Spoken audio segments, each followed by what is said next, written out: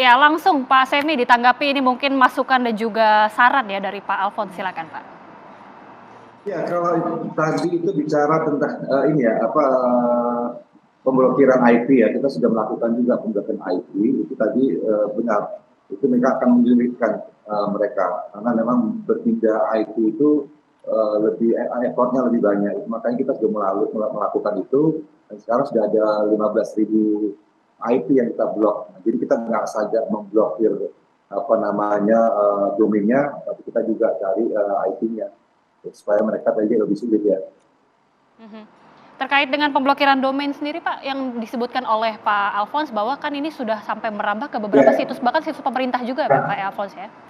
Ya, jadi waktu itu ada juga di pemerintah dan mereka juga masuk ke layanan-layanan publik yang sifatnya gratis, dia menyelinap di situ ada kita juga, yang di situ aja ada 650-an kita memblokir juga. Nah, untuk situs-situs pemerintah pernah ada juga di perguruan tinggi, kita blok dulu langsung kita kontak adminnya.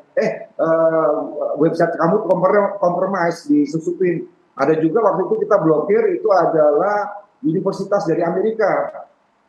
Dia masuk, itu ada tuh. Kita blokir langsung kita kontak adminnya.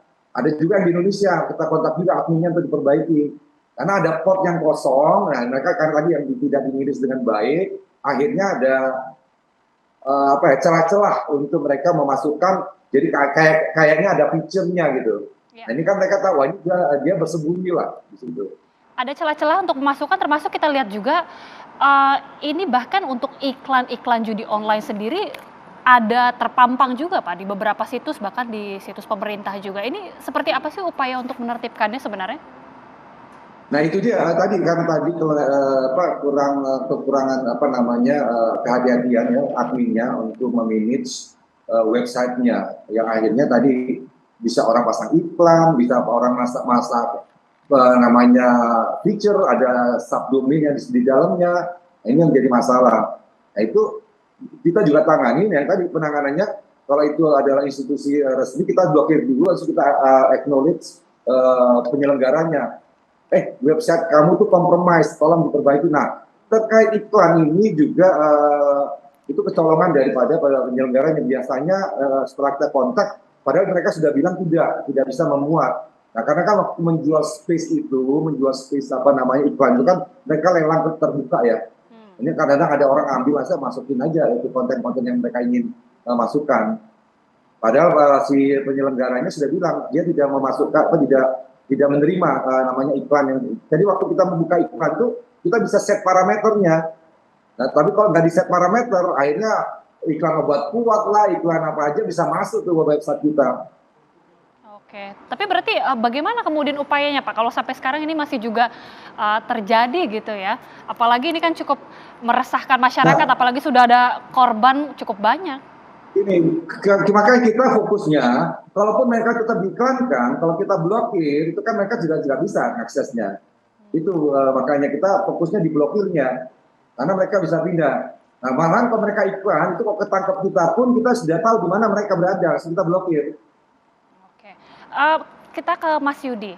Mas Yudi, ini mungkin tidak hanya Mas ya, tapi juga beberapa teman-teman mungkin dari ceritanya, apakah dengan adanya iklan-iklan judi online kemudian yang muncul di beberapa situs yang mungkin Mas akses ya, tapi tiba-tiba ada kemudian iklan-iklan ini, berpengaruh sekali nggak sih ini membuat semakin kecanduan dan semakin ingin mencoba?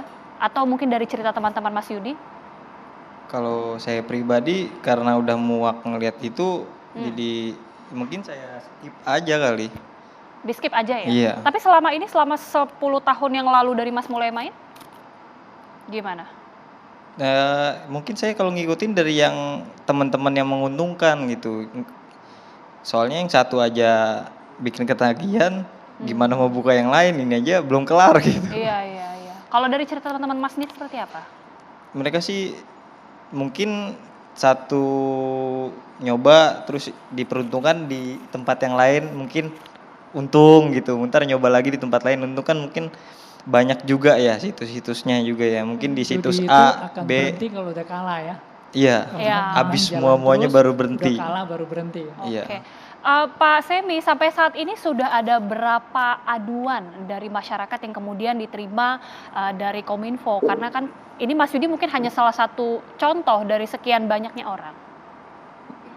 Kalau yang mengadu ke kami itu lewat aduan.konten.id adalah site-nya. Jadi begitu ada aduan, kita lakukan validasi, habis itu kita lakukan pemblokiran.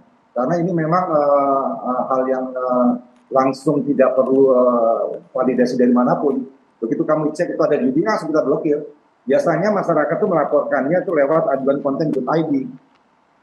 Oke, artinya banyak juga aduan dari masyarakat begitu ya, bahwa ada beberapa situs-situs yang dianggap merugikan dan kemudian itu membantu juga Kominfo ini untuk akhirnya men-trace dan memblokir begitu.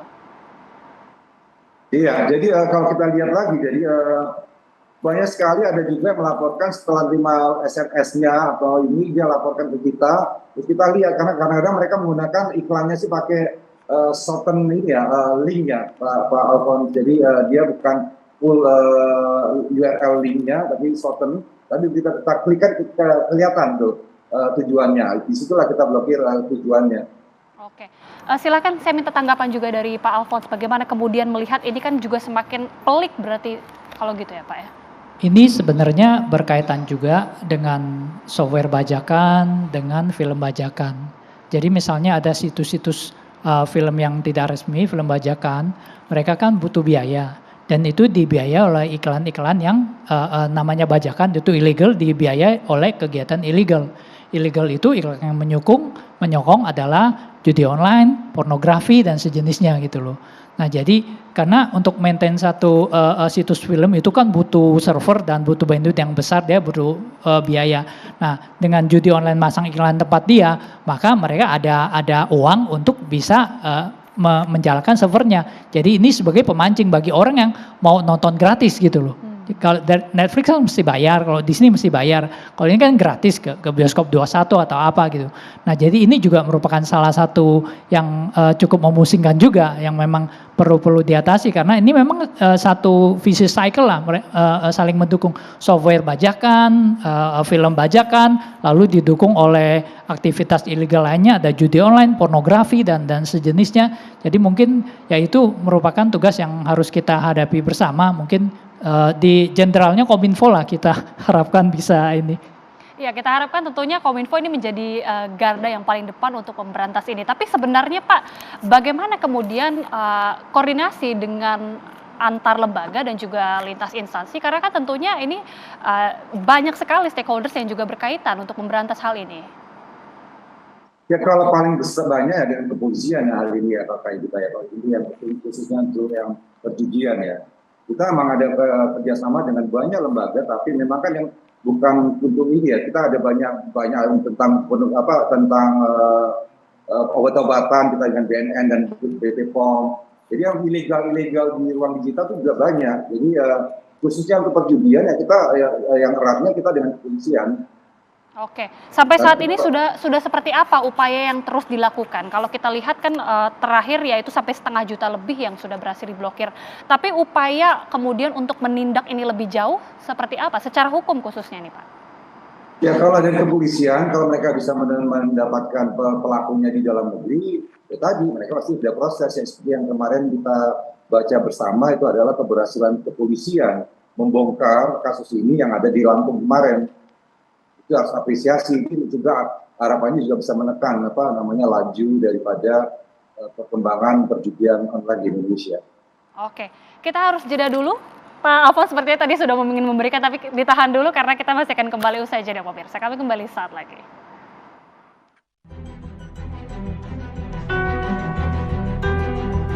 Judi online itu menurut saya sangat bahaya. Kenapa? Bisa jadi penyakit lah bagi setiap orang itu. Karena sekali dia bermain di situ, dia ngerasain mungkin sekali dua kali dia menang dan dia ngerasa enaknya gitu. Padahal di balik itu bahaya besar buat dia. Mungkin yang baru-baru muncul ini itu yang lama juga, kayak reinkarnasi aja sebenarnya. Banyak juga efek buruknya sih Mas. Kayak ya banyak kayak teman-teman saya juga keluarganya hancur, terus juga ngerembet ke pinjaman online jadinya gara-gara ketagihan. Ya harapannya buat pemerintah makin diberantas aja sih Mas, itu aja sih.